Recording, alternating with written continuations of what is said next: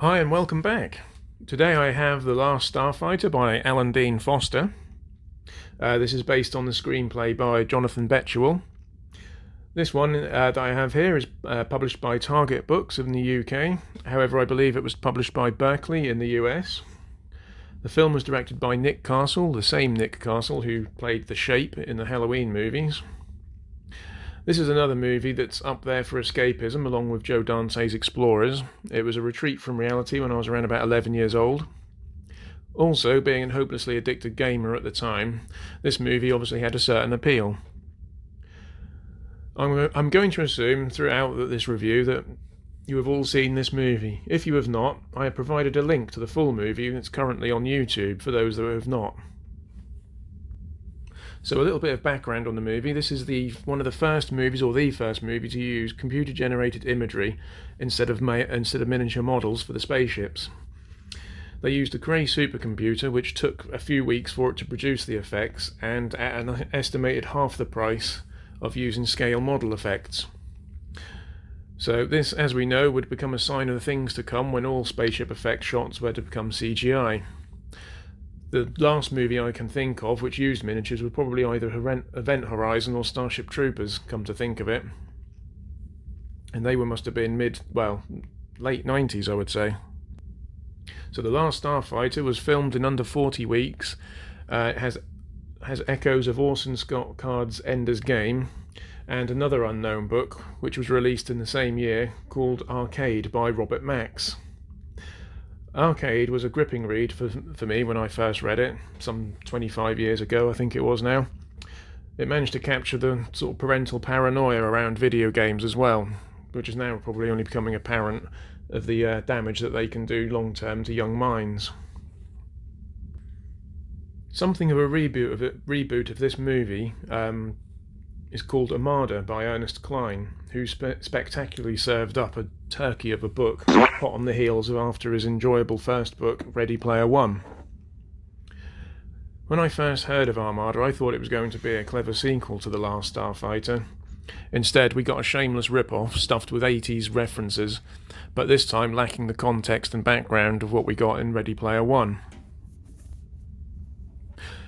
Also, little as I did know at the time, but my favourite Atari 2600 game, Solaris, was also a spin-off of an attempt to create a game based on the movie.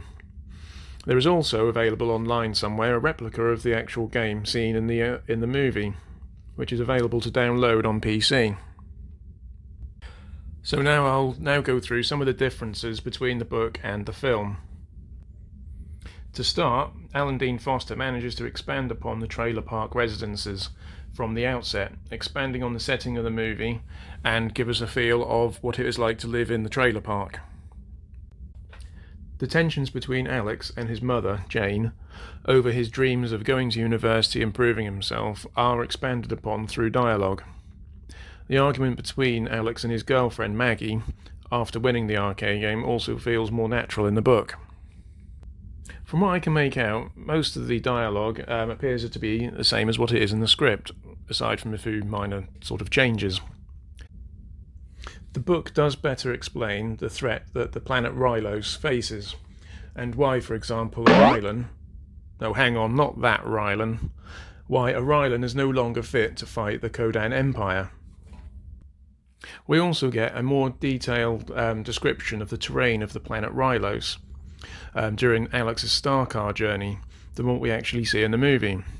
This was probably no doubt removed from the movie due to the budget constraints of the shot requiring mixing of the CGI with organic vegetation was probably proving to be far too difficult for the time in 1984 for computers to be able to do. Also in the book, we are treated to a full English translation of the argument between Centauri and the Rylan Bursa when Alex first arrives on the planet Rylos, along with a clear explanation of how this translator works. The speech made by Ambassador Enderan is also longer and provides a better backstory. For example, the Gunstars are explained as being very old but recently fitted with modifications, and are a testament to the Rylan knowledge and engineering.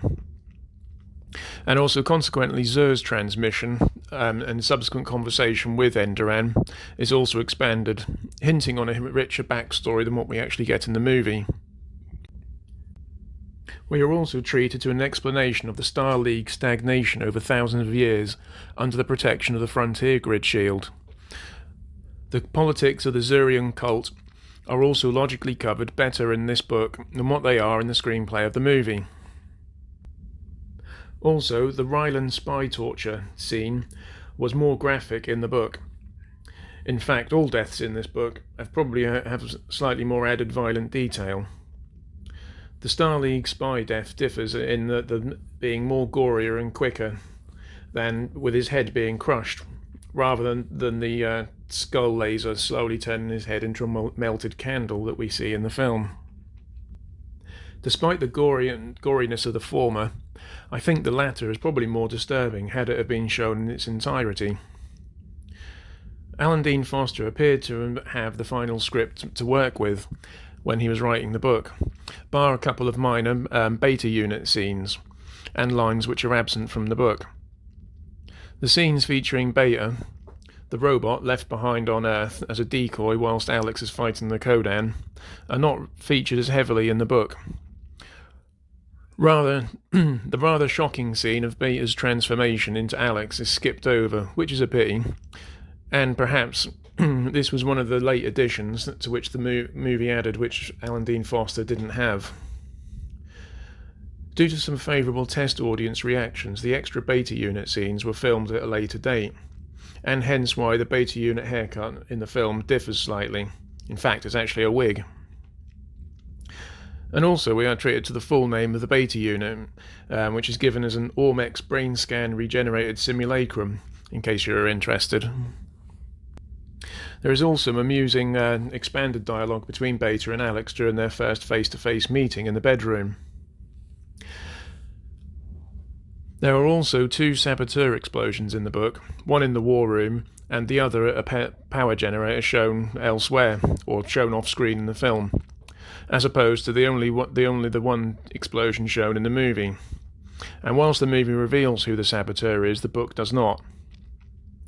In the film, the Kodan use what is called a meteor gun against the planet Rylos, which sounds very cheesy and straight out of a 50s comic book, but those of us who know a little science will tell you that the easiest and efficient way to direct energy at a target is using mass, not by building laser battle stations needing energy sources the size of a moon.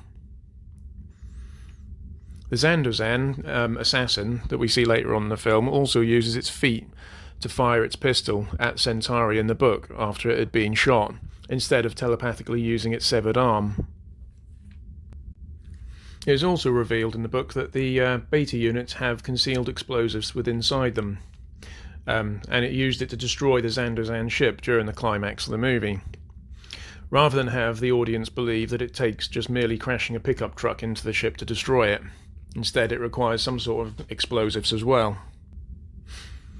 Also, there are more alien races described at the end of the film during the award ceremony. So there you go, there's some of the differences that I noticed upon reading. So how would I rate this book as a companion to the film and in comparison to the movie? Well, my conclusion is that the novelization is probably about the same as the film.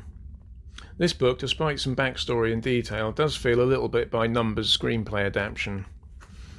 But same does not mean that fans should not try and find a copy, and I still recommend it. Definitely worth a read for the right price. This film now has a small cult status, so naturally Hollywood, who are bereft of ideas, has now threatened us with a sequel. Jonathan Betuel himself is also involved, and along with Gary Whitta, writer of Rogue One and Back to the Future Part 2, are working on a sequel called The Last Starfighters, yes, plural. There is a concept art video by Whitta, along with some nice nostalgic theme music. If you go to the description, I'll provide a link to the video.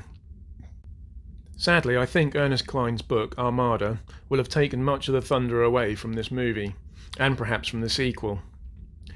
I've often thought Klein could have made Armada a surprise twist sequel to The Last Starfighter. Instead, his lazy writing will possibly open up unfair comparisons to this book. What was good about The Last Starfighter was the hints of a larger universe with nods to what was happening through the plot and not needing to be spelt out to the audience. I also hope that the sequel is a movie and not a 6-episode series slog with long scenes of actors making a drink, staring profoundly into the empty spaces. I am tired of streaming series where nothing happens story-wise for about 90% of the episode, and then, near the end, we get treated 10 minutes of full-on plot movement, only to finish on a cliffhanger. The following episode will then resolve this cliffhanger very fast before we're back to 45 minutes of nothing until the next cliffhanger, and so on and so forth. Zachary Levi has been spotted quite a few times speaking about the film with Nick Castle during some of his interviews. And also, Gary Whitta recently revealed he's still working hard on bringing a follow-up to The Last Starfighter, either series or feature-length movie, but did warn that it may never happen. But lately there has been some concept art, as I mentioned earlier, and he believes that they are very close. So with that positive note, please like and share this online video, and share online this video if you enjoyed it, and if you have not already done so, please subscribe for future videos featuring movie novelizations and tie-in books. Thank you and goodbye.